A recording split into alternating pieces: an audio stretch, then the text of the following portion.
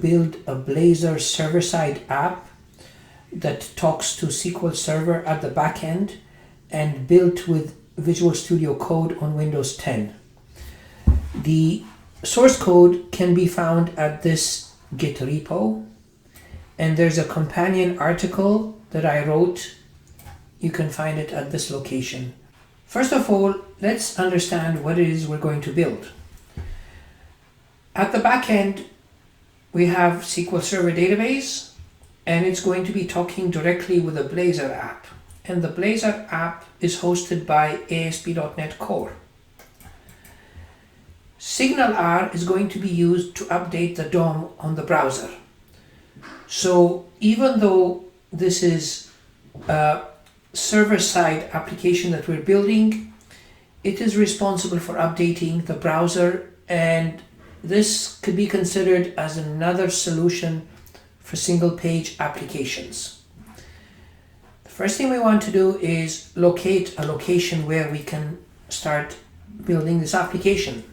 So I'm going to go to a DOS prompt here, and let's look at the version of .NET Core that I have. So I'm going to type in .NET -- version here, and you'll see that I have .NET Core 3.0.100 Preview 6. So at this point in time, Blazor is part of .NET Core 3.0, and it is in preview. Now, some of the code that we're doing today, it may change with time. By the time this product becomes released, there could be some changes. But I'm hoping that these are minor changes and that essentially most of the application will work. The place where I went to set up my environment is this location here. So let's go to this location and see what we've got. So going here, I'm going to be building my application with Visual Studio Code. So let's click on this tab, and these are essentially the instructions that you need to follow to make sure that your environment is set up.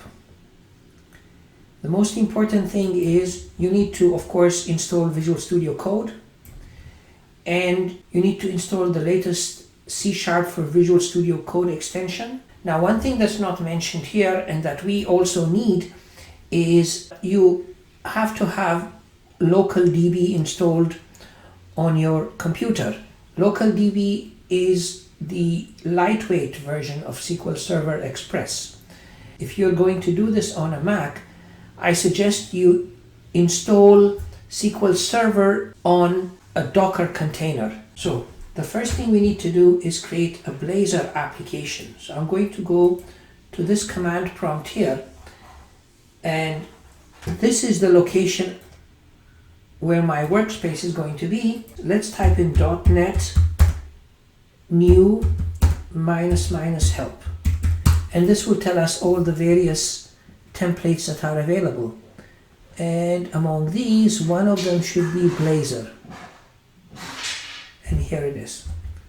You can see here that if you want to create a server-side Blazor, which is this one here, you need to enter this option. Let's do that. I'm going to enter .NET new Blazor server-side, and -O represents the output folder that you want it to be created in, and we want to create it in a folder called Server Blazor EF. So let's hit enter here and see what happens. That was quick, it's done. If I do a dir here, you will see that there is a folder that was created by the name I requested, Server Blazor EF. Let's go into that folder. And this is the application. Let me open this up in Visual Studio Code. All I need to do is type in code dot, and it should open up in Visual Studio Code. Let's run this application. I'm going to do this by hitting Control F5. You will get this message here saying, do you want me to build the assets? And I'm going to say yes, so that it builds the assets for me. And I'll hit Control F5 again. You can see that it's starting. And it should open up in a browser momentarily. There it is. It opened up in a browser. We've got 3 tabs here on the left hand side. We've got Home, Counter, and Fetch Data. Fetch Data gets the weather forecast. Let's have a look at how this application works. If you look at the Pages folder, in here there is this fetchdata.razor. And let's look at the code. In here we've got this route, fetch data. When you enter /fetch data in the URL, it's going to open up this page. Let's go down and look at this section here. This section is where the code is executed. So we have an instance variable called forecasts, and it's an array of weather forecast objects. There's only one method in here, and this is the onInit async, and this gets called when the page is initialized. What this does, it goes to a service called forecast service, calls a method getForecastAsync, and it passes the current date. Let's find out more about this forecast service. This forecast service, you could see, is injected here using dependency injection. So let's dig in some more here and go into data folder here, and you can see there's a service called weather forecast service. What does this service do? There is a method here called getForecastAsync, and this getForecastAsync, it just returns some static data. Now we're going to do something similar to this. Instead of just returning random data in our service is going to be responsible for interacting with the database. Just to give you an idea of what my plan is to mimic this student class. So this is my model. I've got a student model here. It's got a student ID, a first name, last name, and school. We're going to create a database entity with this structure, and we will do the CRUD operations. At first we're going to retrieve data, then we're going to add data, then update data, then delete data. So I'm going to create a new class in my application, and I'll do that in a folder which I'm going to call models. And in this folder I'm going to create a new file called student.cs, and in this class I will have this code.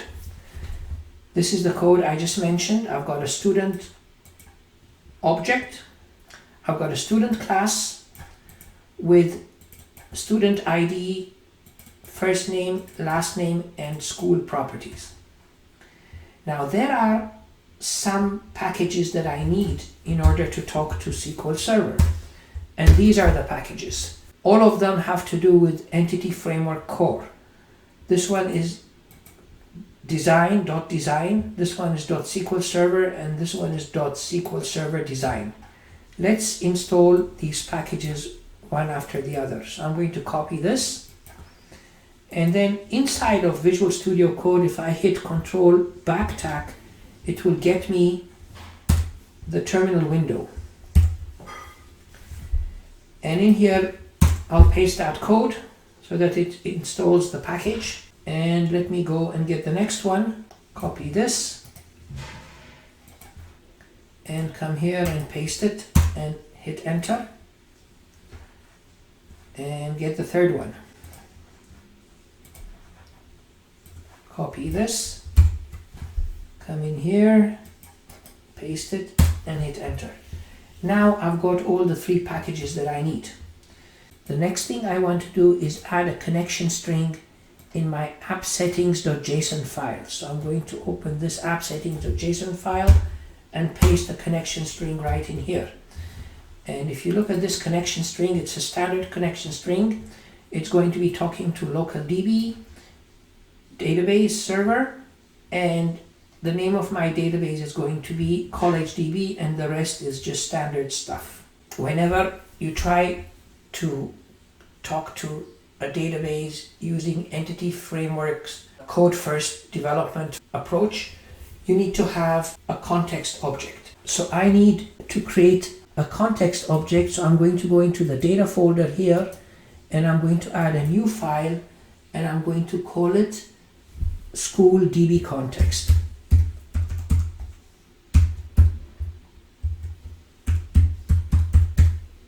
.cs. And the code for this will be, now this is my school DB context class. I'm defining that I have an entity students, that is a DB set of student objects. This is the constructor that takes options as a parameter and passes it to the parent or the superclass.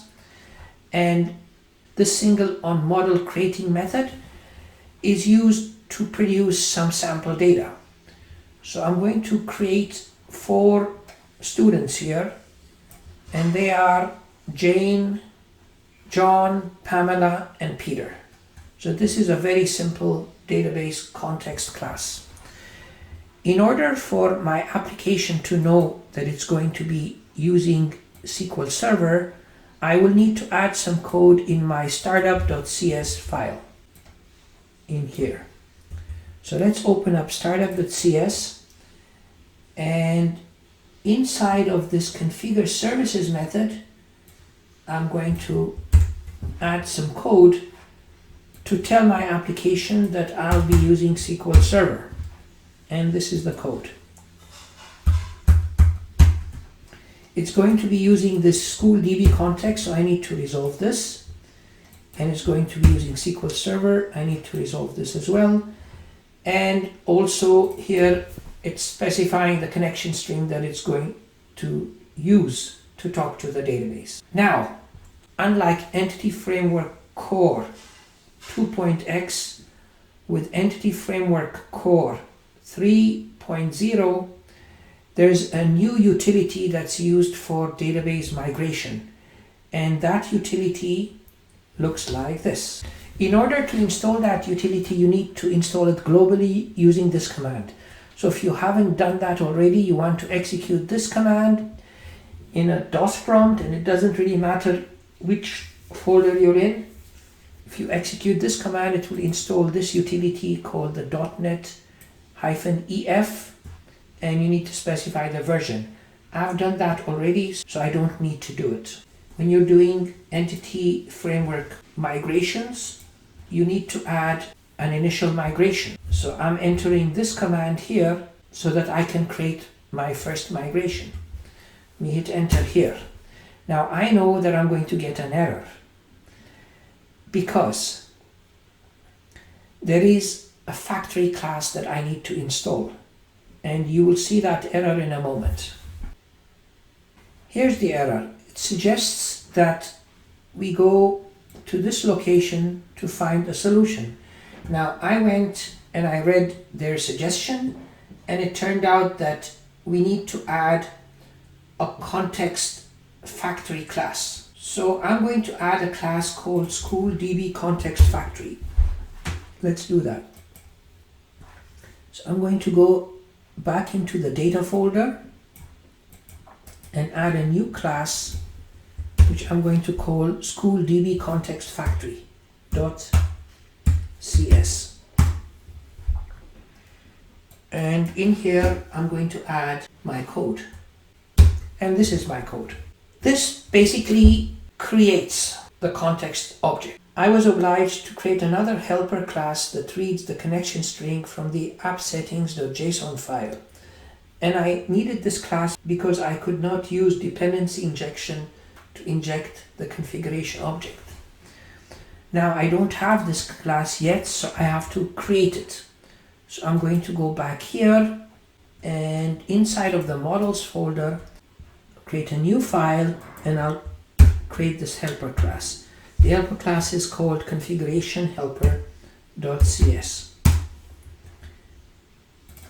And in here, I'll put in the code. And this class is very simple. All it does is read the connection string or any kind of setting from your app settings.json. So here's the code for that. This class has a method called getCurrentSettings. You pass it a key and it returns the value of that key from the app settings.json file, and it actually uses the iConfiguration root object. So now let's go back to our SchoolContextFactory class, and now this has been resolved. So I'm going to call the getCurrentSettings method, pass it the fully qualified name of the connection string, and it returns for me the value. So at this point I can go back and try and see if I get that error again. So let me go do a build first. And the build is okay. So let's go and recall that previous command. And yep, it worked, no problem. Let's go back into our application and see what was created for us when we run that migrations add command. What happened is that we got a folder here called migrations, and inside this folder there is a file by the name of the migration that we specified, which is this initial migration. If you have a look at what's in here, you'll notice that there are two methods in this class. There's the up method and there's the down method. The up method is used for creating the artifacts in the database. This command creates the student's table, and this command specifies the primary key for the student table, which is student ID. Seeding of data is done by this command. If you recall, we actually created some seed data, and this is where these rows are created in the database. The down method is used to roll back any of the artifacts that were built when you run the up command. So we don't need to do anything with this class, it's just out of curiosity that we open it up. The next step now is to actually create the table in the database. So to do that, we execute this command here, .NET EF database update. Sure enough, it seems to have worked. It says applying migration, which means it applied the commands in that previous file that we looked at, and it says done. So at this point, you can rest assured that the database has been created, the students table has been created, and it's been seeded with 4 students. Now that our database has been created, we need to sort of write some code inside of our server-side Blazor application so that we can have a UI that displays the students in the database, and it also allows us to insert, update, and delete. First thing we need to do is create a service that's responsible for interacting with the database. So inside the data folder, we need to create a student service class, just like the one we saw before, which is this weather forecast service. So I'm going to create a new file here and call it the student service.cs class. And I'll add the code that allows us to interact with the database using Entity Framework Core. And this is the code. The name of the class is student service, and this is the instance variable that represents the database context. This is the constructor, and we use dependency injection to pass the context, and it assigns the value of the instance variable. This method is used to return a list of students from the database.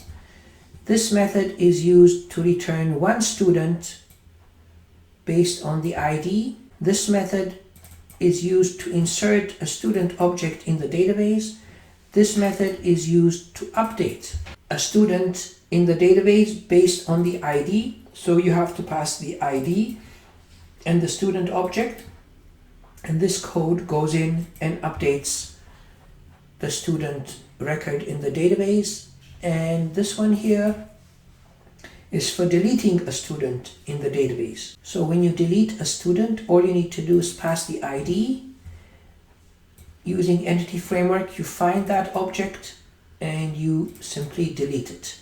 This student service class provides all the methods necessary for CRUD operations involving data retrieval, insertion, update, and deletion. We need to configure now the student service class as a scoped service so that we can use dependency injection. Scoped lifetime services are created once per client request. We'll add some code in order to make that happen in our startup.cs file here.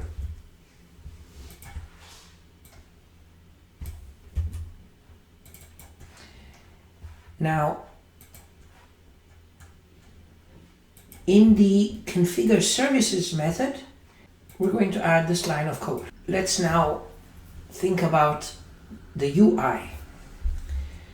We're going to base our UI on the fetch data Razor page that we looked at previously. So I'm going into the pages folder here, and if you remember, we looked at this fetch data Razor page. I'm going to make a copy of this. Essentially, I'm duplicating it. So I'm going to do copy and come here and paste it.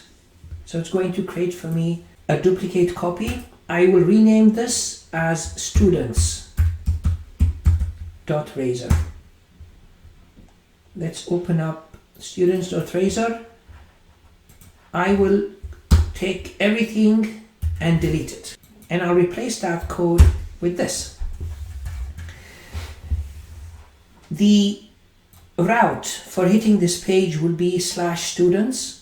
I'm importing this namespace and I'm injecting the student service as dependency injection.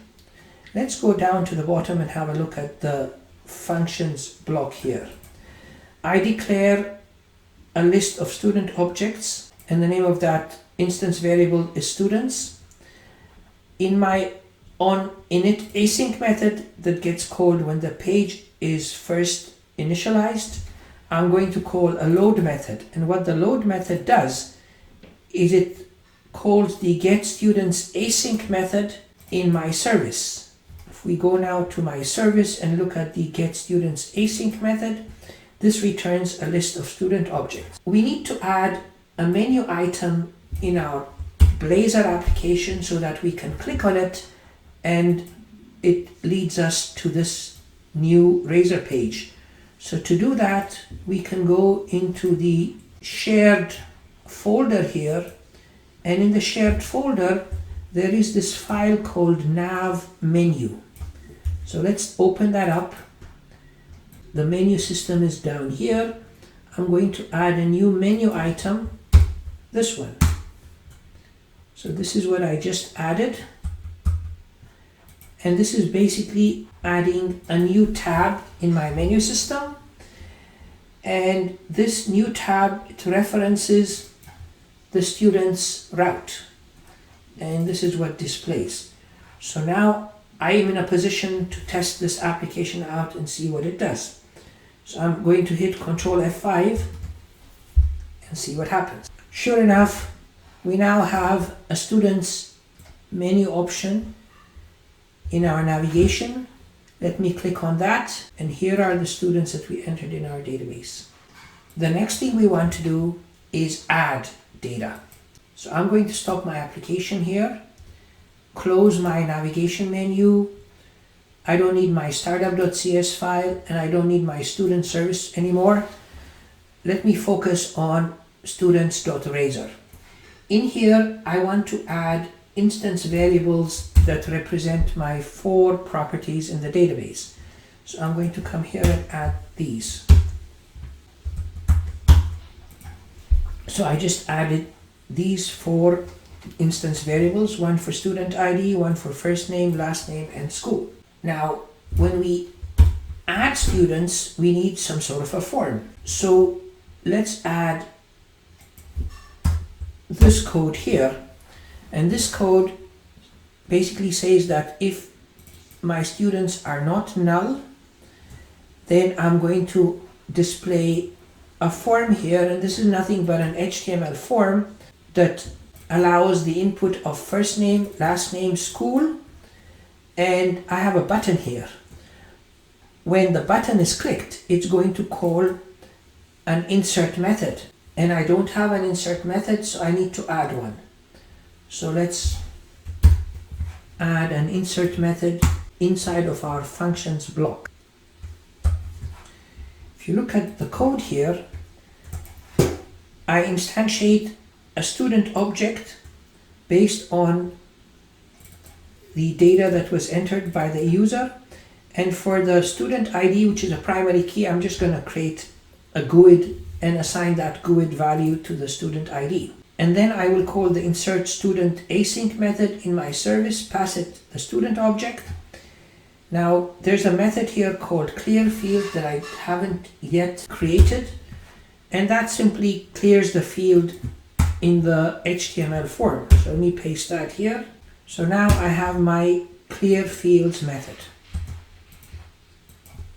And after my fields have been cleared, I'm going to load the students one more time. And after I've cleared all the fields in the form, I'm going to load my data. And the loaded data should include the new record that was inserted in the database.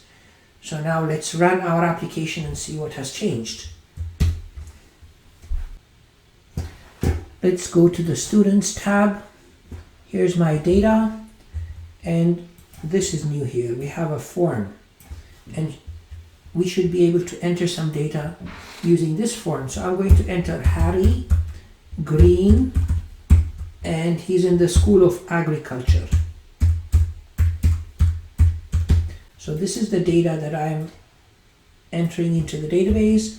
I'll click Insert here, and sure enough, you can see that the data has been entered in the database. Here's my Harry Green. Our application will not be complete unless we add functionality for updating and deleting data. So to that end, I'm going to add some more instance variables. So in my functions block, I'm going to add these instance variables. I'm going to add an enum called mode, and it's got 3 values: none, add, or edit delete. And this is going to help me to know in which mode am I. Am I in none? Am I adding, or am I updating or deleting data? The default value for this mode object is none. And then I'm also declaring a student object. I'm adding a button just above the table opening tag, and this is an add button, and when it's clicked, it calls the add method. Now I don't have an add method, so let me add the code for the add method. Come down here, and this is my add method. All this does is it clears the fields and sets the mode to add. Now, depending on the mode, I want to be able to display certain forms. So I'm going to come here and change the code for this form to show the students should not be null and the mode should be add. So I just added this code to this line. Let's run our application again and see what it does. So now with students, if I click on students, my form doesn't show at the bottom unless I click on add, and when I click on add, it shows. So that part of my logic is working. Let's go back to my application, stop it, and in my insert method, after I've inserted a record, so let's go back and look at my insert method. After I've inserted a method, I want to set this mode to none so that the form disappears. Now we need to add a form for updating data. So I'm going to go past the form for inserting data, and I'm going to add this form here. So if students are not null and the mode is edit delete, I'm going to hide the student ID in a hidden input field for first name, last name, and school. So it allows us to update these fields. Now I have got two buttons. I've got an update button and a delete button. If the update button is clicked, the update method gets called. If the delete button is clicked, the delete button gets called. Now I don't have these methods yet, so let me add them. I'm going to add the update and delete methods to the bottom of this functions block.